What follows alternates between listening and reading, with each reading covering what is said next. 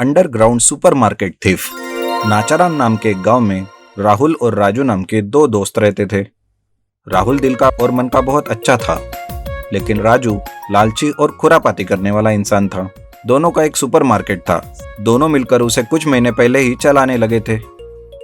उनके सुपरमार्केट को बहुत अच्छा रिस्पांस भी मिल रहा था, लेकिन कोरोना बीमारी की वजह से कुछ महीनों से कुछ खास रिस्पांस नहीं मिल रहा था। ये देखकर राजू कहता है, अरे राहुल, 4 महीने हो गए, हमारे सुपरमार्केट से कुछ खास इनकम नहीं हो रहा। अरे राजू, किसी भी धंधे को शुरू करने के बाद ऊपर नीचे होता ही रहता है। अब ये बीमारी नहीं होती तो सब कुछ ठीक होता। कुछ दिन इंतजार करो, सब ठीक हो जाएगा। क्या कहा? मतलब कुछ दिन और इंतजार करना पड़ेगा? बाप रे बाप।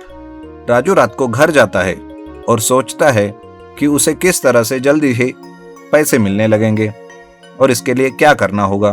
वो दूसरे दिन आकर राहुल से कहता है, अरे राहुल, मुझे झटपट पैसे कमाने का एक तरीका सूझा है। अच्छा, मुझे भी बताओ। क्यों ना हम अपनी सुपरमार्केट को जला दे और इंश्योरेंस क्लेम करके पैसा ले ले। अरे राजू, तू ये क्या कह रहा है? नहीं नहीं, मैं इस काम में हरगिज तेरा साथ नहीं दूंगा। राहुल के इनकार से राजू नाराज होता है, लेकिन उसकी खुरापाती आदत उसे अंदर से यह काम करने के लिए पुकारती रहती है। वो अपने घर के आंगन में अंडरग्राउंड कमरा बनाता है और रात को चोरी से सुपरमार्केट में घुसकर वहां से सारा माल चुराता है और अपने अंडरग्राउंड में जाकर रख देता है। वापस आकर अपने ही सुपरमार्केट को वो आग लगा देता है। दूसरे दिन जैसे ही ये खबर राहुल को पता चलती है, राहुल राजू से कहता है, सच सच बता राजू, ये काम क्या तूने ही किया है? अरे नहीं यार, तुम ऐसा क्यों सोच रहे हो? अगर मैं ये करता तो बताओ मेरा सारा माल कहाँ रखता।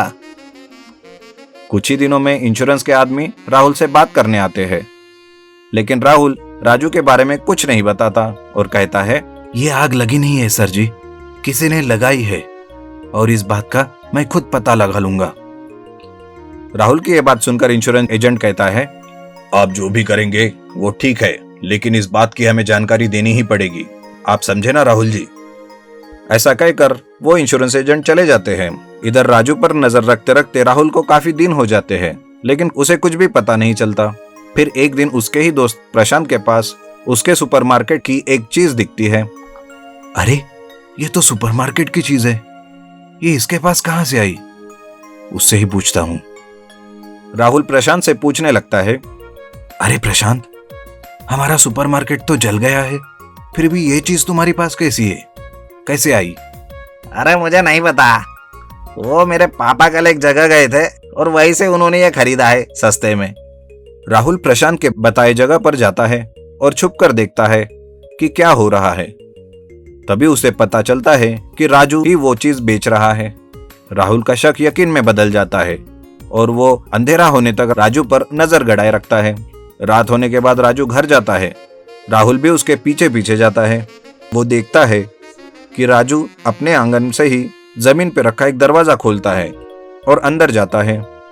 राहुल भी उसके पीछे पीछे छुप कर जाता है। वो देखता है कि वहां पर एक बहुत बड़ा अंडरग्राउंड सुपरमार्केट राजू ने बनाकर रखा है, लेकिन वहां पर जो भी चीजें हैं वो उन दोनों के सुपरमार्केट की है। राहुल वहां से निकल जाता है और दूसरे दिन इंश्योरेंस एजेंट को फोन करता है और कहता है, हेलो सर, मुझे सुपरमार्केट के जलाने का राज मिल गया है, आप जल्दी यहाँ आइए। ये कहकर राहुल राजू के अंडरग्राउंड सुपरमार्केट में जाता है। राजू उसे देखकर चौंक जाता है। राहुल कहता है, तो ये है तुम्हारा अंडरग्राउंड सुपरमार्केट? अच्छा है, लेकिन तुमने मुझे और इंश्योरेंस को फंसाकर ये सब किया है ना राजू? तुमने ये बिल्कुल भी अच्छा नहीं किया। अरे मुझे पैसे की सख्त जरूरत थी और तू मेरा साथ नहीं दे रहा था, मैं भी क्या करता। तुम ये सब पुलिस को बताओ और अपना जुर्म कबूल करो राजू। नहीं करूंगा, और वैसे भी तेरे पास भी कोई गवाह नहीं ये बताने के लिए कि ये सब मैंने किया है। मतलब तू मानता है कि ये सब तूने किया है? अरे हाँ हाँ, ये सब मैंने किया है। जाओ, जाकर चिल्ला चिल्ला कर कहो, कोई तुझ पर यकीन नहीं करेगा। ये किसी को कहने की जरूरत ही नहीं, क्योंकि ये सब रिकॉर्ड हो रहा है उस वीडियो कैमरा में। राहुल के ऐसा कहते ही इंश्योरेंस एजेंट और पुलिस वहां आती है और राजू को पकड़ लेती है। गवाही के लिए राहुल के वीडियो कैमरा को रख लेते हैं और साथ साथ उसके अंडरग्राउंड सुपरमार्केट को जब्त कर लेते हैं। और राहुल को उचित इनाम देते हैं। बेवकूफ ट्रक ड्राइवर। प्रेमपुर नाम के गांव में राजू नाम का एक लड़का रहता था। वो चमन लाल के पास ट्रक ड्राइवर का काम करता था। उतनी बड़ी ट्रक को राजू के हाथ में रखकर चमन लाल परेशान रहा करता था, क्योंकि राजू बहुत ही लापरवाह और बेफिक्र गांव में घूमा करता था। उस गांव में राजू के अलावा किसी और को ट्रक चलाना नहीं आता था। इस वजह से चमन लाल मजबूर होकर ग्राहकों से ऑर्डर लेकर राजू को ट्रक पर भेजा करता था। लेकिन राजू बेपरवाह होकर घूमता था। राजू, मेरे पास इस ट्रक के अलावा और कोई जायदाद नहीं है, इसे तुम संभाल कर चलाना। ट्रक चलाते वक्त इधर उधर मत देखो और तुम जहाँ कहीं भी हो मुझे फोन किया करो। ठीक है, आपके ट्रक को कुछ नहीं होगा, ये मेरी जिम्मेदारी है। ये कहकर राजू बिस्किट और ब्रेड लोड करके दूसरे राष्ट्र के लिए निकलता है। वो लोड लारी में आधे से भी कम था। इस वजह से राजू उस खाली जगह में लोगों को चढ़ाना चाहता था और मन ही मन सोचता है, एक तो तनख्वाह कम देते हैं और ऊपर से ज्ञान की बातें। इस चमन लाल को दिन ब दिन ट्रक का भूत सवार हो रहा है। मैं एक काम करता हूँ, ट्रक आधा खाली है, मैं इसमें कुछ लोगों को बैठाकर उनसे पैसे लेकर वो पैसे अपनी जेब में डाल लेता हूँ। चमन लाल थोड़े ही देखेगा। ये सोचकर राजू रास्ते में 4 लोग हाथ उठाकर खड़े थे। अरे 4 ही तो हैं, कहकर राजू उन्हें चढ़ाने के लिए ट्रक रोकता है। 4 लोग ट्रक में चढ़ रहे थे कि एक बड़ी सी लोगों की भीड़ आकर ट्रक पर चढ़ती है। ट्रक में जगह नहीं थी। ट्रक के ऊपर भी कुछ लोग बैठते हैं। ये देख राजू कहता है, अरे मैंने 4 लोगों के लिए ट्रक रोका था, इतने सारे लोग कहाँ से आ गए? अरे उतरो उतरो, अगर मेरे मालिक को पता चल गया तो वो मुझे नौकरी से निकाल देंगे। उतरो उतरो यहाँ से। ट्रक में उसके पास बैठे हुए 2 आदमियों में से एक आदमी कहता है, नहीं भाई, हम सब एक शादी में आए थे, यहाँ से जाने के लिए हमें बस की सुविधा नहीं है। कोई लारी वाला भी हमें देखकर लारी नहीं रोक रहा है, इसलिए पहले 4 लोगों ने ट्रक को रोका, बाकी के लोग आकर चुपके से चढ़ गए। राजू के पास और कोई जरिया नहीं था। वो ट्रक आगे बढ़ाता है। वो जा रहे थे कि रास्ते में राजू के पास बैठे 2 लोग कुछ ज्यादा ही पिए हुए थे। उन दोनों में झगड़ा शुरू हो जाता है। राजू उन्हें रोकने की कोशिश करता है तो वो लोग राजू की पिटाई करते हैं। राजू चुपचाप होकर बिना कुछ कहे ट्रक को आगे बढ़ाता है। इतने में एक पुलिस वाला ट्रक को रोकता है। राजू ब्रेक लगाता है। अरे अक्ल नहीं है क्या तुझे? इतने सारे लोगों को चढ़ाकर ट्रक चला रहा है।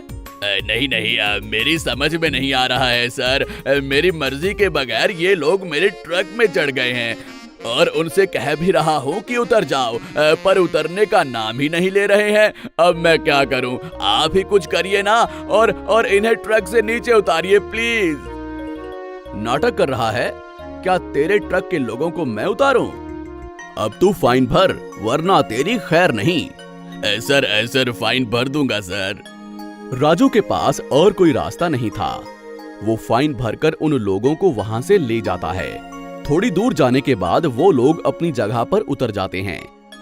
तब राजू उन लोगों से पैसे मांगता है। वो लोग राजू की जमकर धुलाई करते हैं और वहां से भाग जाते हैं। ट्रक में जो ब्रेड और बिस्किट थे वो सारे खा गए। राजू परेशान हो जाता है और अपने मालिक को बिना बताए उन लोगों को ट्रक में चढ़ाने के लिए वो अपने आप में ही उदास हो जाता है। वापस आते वक्त नए कार का लोड ऑर्डर लेता है और सारी कार ट्रक में चढ़ा देता है और ट्रक का पीछे से दरवाजा बंद करना भूल जाता है। एक के बाद एक कार ट्रक से नीचे उतरने लगती हैं और गिर जाती हैं। इस बात से अनजान राजू कार ट्रक में ही समझकर बहुत दूर आ जाता है। वो एक जंगल के पास ट्रक को रोककर पानी के लिए तालाब के पास जाता है। इतने में ट्रक में एक हाथी पीछे से ट्रक में चढ़ जाता है। राजू बिना देखे ही ट्रक को वहां से ले जाता है। रास्ते में उसे ट्रक में से कुछ आवाजें आने लगती हैं। राजू उस आवाज को अनसुनी करके ट्रक को मालिक के पास ले जाता है। क्या बात है, ट्रक को तुम सही सलामत ले आए। चलो कार का लोड उतार के आते हैं। एक बार पीछे का दरवाजा खोलो, मुझे कारें देखनी है। ट्रक के पीछे की ओर जाते ही एक हाथी ट्रक में से बाहर आता है। अरे अरे ये क्या है? अरे कार कहाँ है?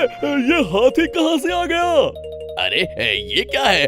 वही तो मुझे समझ में नहीं आ रहा है कि ये हाथी कहाँ से आ गया। अरे आंखें फाड़ के क्या देख रहा है? अब मैं कार शोरूम वाले को क्या जवाब दूंगा? तुम जैसे नालायक ड्राइवर को रखना ही मेरी गलती है।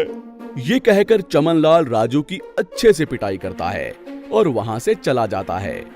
राजू और यहाँ रुकना ठीक नहीं समझकर वहां से घर की ओर निकल जाता है।